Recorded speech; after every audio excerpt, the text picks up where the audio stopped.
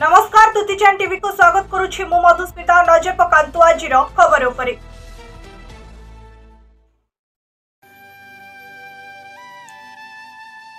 कटक जिला निश्चिंत कोइली ब्लॉक अंतर्गत जनार्दनपुर ठारे प्रसिद्ध शनिश्चर पीठरे नूतन नवग्रह मंदिर और विग्रह प्रतिष्ठा उत्सव 21 तारिख आरंभ होई 25 तारिख पर्यंत अनुष्ठित होबार आयोजन अछि।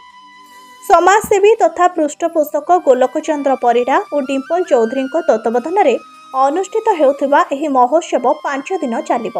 उत्सव अवसर में विविध कार्यक्रम करा जाउथबा आयोजक माने सूचना दैछन्ति। मंदिर प्रतिष्ठा अवसर में विशिष्ट पंडित मानक द्वारा महायज्ञ अनुष्ठित हेउछि।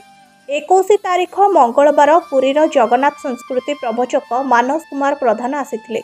22 तारिख बुधवार संध्यारे गीतिनाट्य, 23 तारिख गुरुवार संध्यारे भजन और नृत्य, 24 तारिख शुक्रवार कुनी प्रवचक केशव दास द्रुतिकृष्ण प्रवचन और मानसी पात्र और साथी भजन परिवेशन कार्यक्रम रही।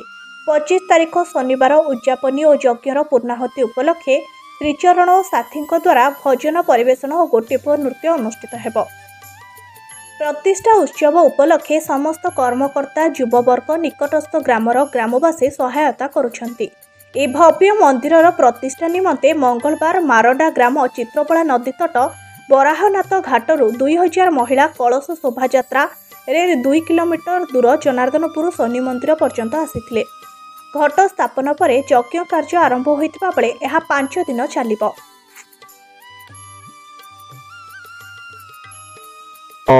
प्रभु शनिश्चरकर पुराणा मंदिर जो थिला से पुराणा मंदिर बहुत पुराणा हैला परे आमर नूतन मंदिर ए ग्रामवासी उद्यम एवं जड़े समाजसेवी गोलक चंद्र परिड़ा तत्वावधान नूतन मंदिर टी गढ़ा हो उठी और से मंदिर गढ़ाला आमर 5 दिन व्यापी मंदिर प्रतिष्ठा और विग्रह प्रतिष्ठा कार्यक्रम चालू रही। देखुं आपण मैंने चालू रही 5 दिन पर्यंत समस्त भक्त मान रुंड हो सुंदर भाव में पंडित माने कार्यक्रम चालू रखिंट।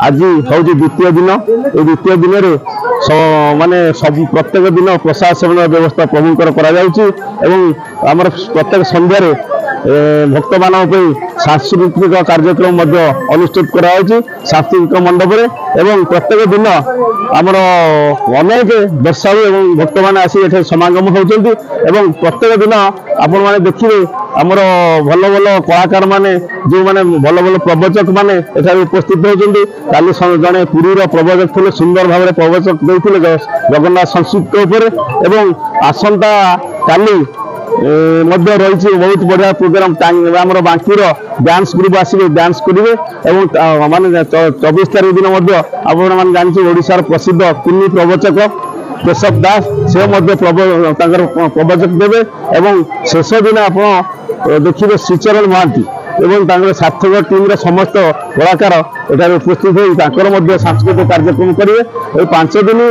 काल ये अंचल जिभली भाव में आपने देखिए एक आध्यात्मिक परिवेश सृष्टि होती भक्त मान मन ग्रामवासी मन समस्त ग्रामवासी एवं समस्त श्रद्धालु समस्त सहयोग ये कार्यक्रम करा बहुत बाधा विघ्न पर गोटे 6-7 वर्ष अपेक्षा कलापर मंदिर प्रतिष्ठा होती। मंदिर प्रतिष्ठा करिवार कारण होची कि मंदिर गोटे समाज गठन करिवार बहुत साहाय्य करे। आम समाज को एकत्रित रखी पारे समस्त को भल पाइबा गोटा जगह आम पाइपरू तेणु यहाँ गोटे बेटर लिविंग बेटर वर्ल्ड बा गोटे समाज गठन मंदिर सालेपुर महेश्वर बेहरा रिपोर्ट दुतीचान टीवी।